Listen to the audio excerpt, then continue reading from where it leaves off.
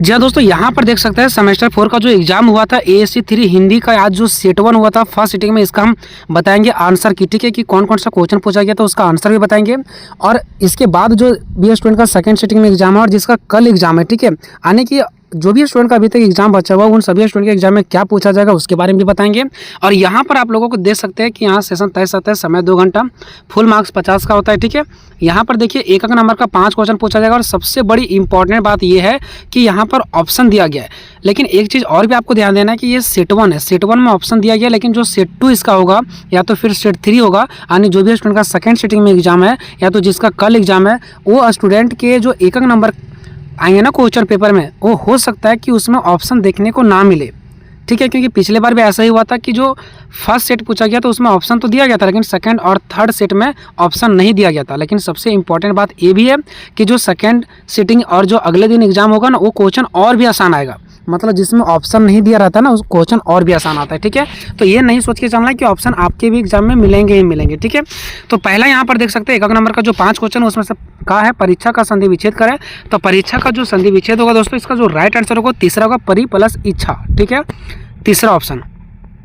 खा का क्या कि संज्ञा के भेद, तो संज्ञा का आप सभी को पता है, पढ़ाया गया कि संज्ञा के टोटल 5 भेद होता है। ठीक है, तो यहाँ पर आपका हो जाएगा ऑप्शन नंबर तीसरा।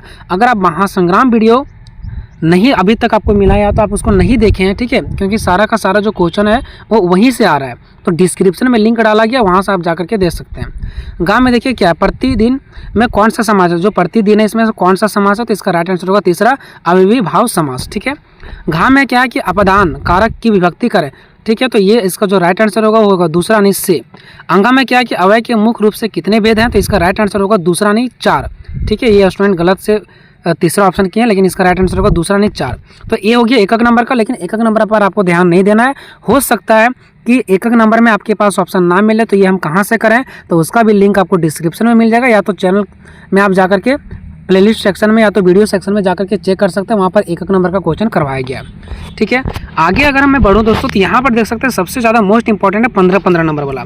संधि समास पूछा गया है, प्रत्यय पूछा गया है, कारक की परिभाषा, संज्ञा के भेद, विशेषण क्या है, इसके प्रमुख भेदों को साधारण वर्णन करना है, और सातवां है कि अवय किसे कहते हैं, इसके भेदों का साधारण वर्णन करना है। तो ये तो सेट 1 में पूछा गया है। अब जो भी स्टूडेंट के एग्जाम सेकंड सेटिंग में या तो अगले दिन है, उसके एग्जाम में क्या पूछे जाएंगे। ठीक है, तो यहाँ पर देखिए मैं आपको इंपॉर्टेंट क्वेश्चन बताता हूँ। अब यहाँ पर देखिए जो इस पेपर में क्वेश्चन पूछा गया ना, ऐसा नहीं है कि इस क्वेश्चन से फिर जो अगला बार पेपर होगा उसमें नहीं पूछेगा। बहुत सारा ऐसा क्वेश्चन है जो इस पेपर से भी आएगा, और कुछ क्वेश्चन इससे अल्टरनेट आएगा, नहीं कि जो यहाँ पर नहीं पूछा गया वो भी पूछा जाएगा।